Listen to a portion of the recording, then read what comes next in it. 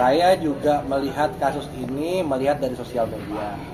Tapi sejauh ini yang saya lihat belum ada proses hukum atau upaya hukum yang dilakukan oleh kedua belah pihak. Ini apakah saya kurang update atau seperti apa? Cuman yang saya lihat seperti itu. Artinya hanya ada sebuah pengakuan yang dilakukan oleh pihak perempuan. Inisialnya siapa tuh? LM yang disampaikan bahwa punya hubungan dan seterusnya. Nah, apakah yang disampaikan ini sesuatu yang melanggar pidana atau seperti apa ya? Saya lihat belum ada laporan polisi. Dan saya juga menilai apa yang dilakukan oleh LM, saya pikir juga tidak bisa dilaporkan oleh kepolisian. Karena kalau memang itu betul ya, kalau memang itu betul pasti didasari atas suka sama suka. Itu prinsipnya. Ya, ketika ada anak dan seterusnya itu didasari suka sama suka. Justru yang bisa membuat laporan polisi adalah mungkin dari istri Pak RK. Kalau memang ada dilaporkan terkait overspell atau muka dalam pasal 284 KUHP. Dan atau juga bisa dilakukan oleh Pak RK sendiri karena ini sudah menyampaikan berita bohong. Kalau memang lagi-lagi kalau memang tidak benar adanya pemberitaan tersebut. Jadi saya menilai ini adalah sebuah fenomena untuk untuk meramaikan kehebohan tapi tidak berefek hukum saya lihat karena belum ada laporan polisi di sini.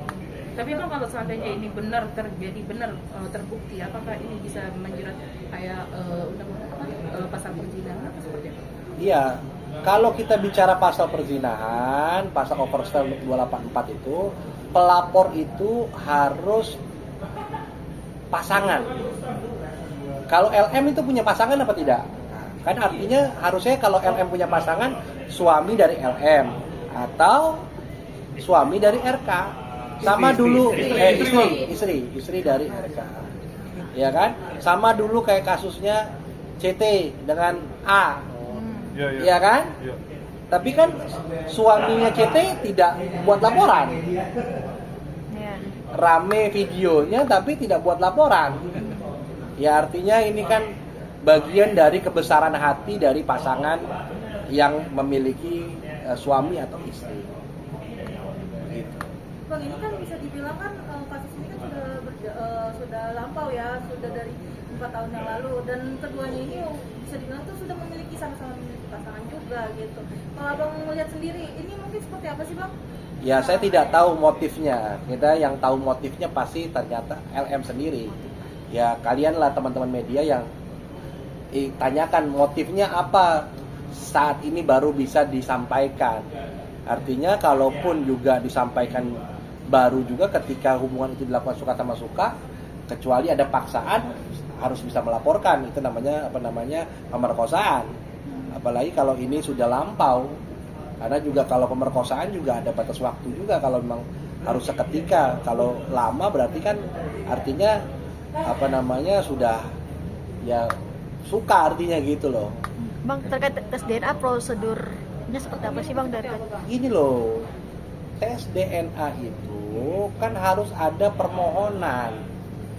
Nah permohonannya dari mana? Kalau ada dari pihak penegak hukum atau pengadilan yang memerintahkan baru bisa dilaksanakan tes DNA atau atas kemauan sendiri.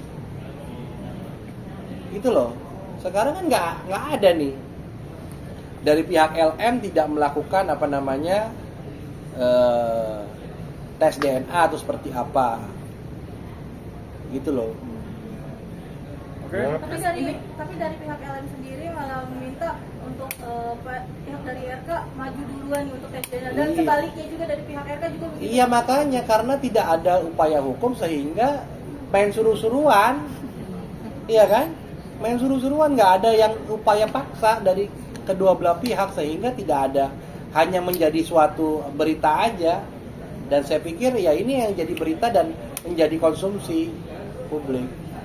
Bang, mungkin kalau misalnya seandainya tes DNA tersebut harus tadi kan Kak Abang bilang harus adanya permohonan juga dari pengadilan ya, Bang. Mungkin step-stepnya itu seperti apa, Bang? Ya makanya ini kan permasalahannya karena saya lihat karena itu sudah lampau, jadi suka sama suka.